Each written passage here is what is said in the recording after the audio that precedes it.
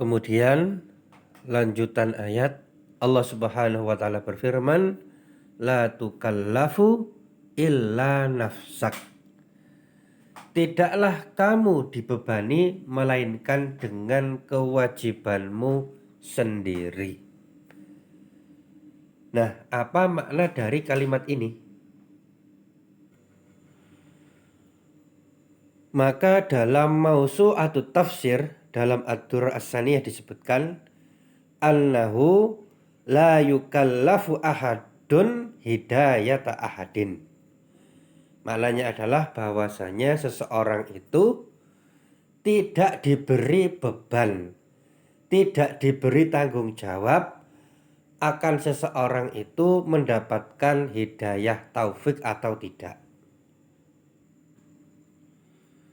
Atau dengan kata lain, seseorang itu kalau sudah berdakwah, sudah menyampaikan kebenaran, sudah menyampaikan risalah Islam, tapi yang didakwahi kok tidak mau menerima, maka yang mendakwahi tadi tidaklah berdosa.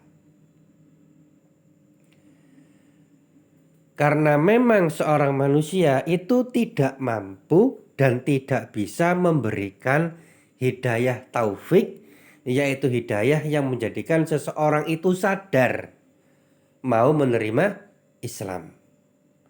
Nah, itu manusia tidak mampu. Hatta Rasulullah sallallahu alaihi wasallam allazi huwa ahdal khalqi wa a'zamuhum hidayatan. Sampai pun Rasulullah sallallahu alaihi wasallam, yang mana Rasulullah sallallahu alaihi wasallam beliau adalah manusia yang paling besar hidayahnya, yang paling banyak menerima petunjuk. Namun meskipun demikian Rasulullah sallallahu alaihi wasallam tidak berdosa kalau ada orang yang didakwahi kok tidak mau ikut.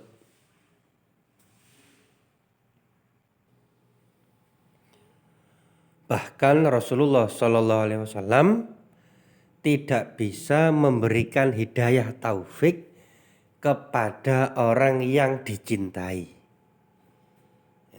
Sebagaimana dijelaskan oleh Allah Subhanahu wa taala dalam surat Al-Qasas surat 28 ayat yang ke-56. Allah Subhanahu wa taala berfirman, innaka la tahdi man ahbabta walakinallaha yahdi man yasha wa huwa a'lamu bil muhtadin. Sesungguhnya kamu tidak akan dapat memberi petunjuk kepada orang yang kamu kasihi, tetapi Allah lah yang memberi petunjuk kepada orang-orang yang dikehendaki olehnya. Dan Allah lebih mengetahui orang-orang yang mau menerima petunjuk. Jadi Rasulullah SAW itu punya seorang paman yang bernama Abu Thalib. Yang mana Abu Thalib ini sangat menyayangi keponakannya yaitu Rasulullah Sallallahu Alaihi Wasallam. Hanya saja Abu Thalib tidak mau masuk Islam. Nah, Abu Thalib ini berkali-kali diajak oleh Rasulullah, didakwahi oleh Rasulullah SAW dengan cara yang lembut. Namun karena tidak mendapatkan hidayah, Abu Thalib tidak mau masuk Islam hingga akhir hayatnya. Nah, apakah Rasulullah SAW berdosa karena pamannya tidak mau masuk Islam? Tidak. Tidak.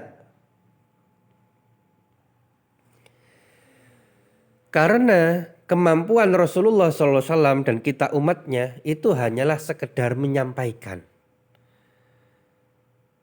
Adapun orang tersebut mendapatkan hidayah atau tidak, maka itu adalah kekuasaan Allah Subhanahu wa taala.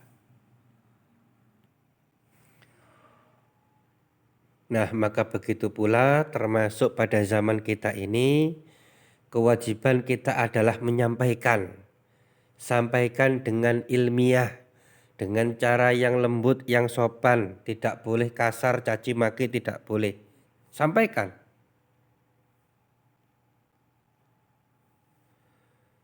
Tapi ingat, sebagus apapun kita menyampaikan, hidayah itu di tangan Allah. Sehingga kalau ada orang sudah didakwai bertahun-tahun tapi kok tidak mau tobat, tidak mau menerima Islam, maka itu bukan kemampuan kita karena hidayah di tangan Allah.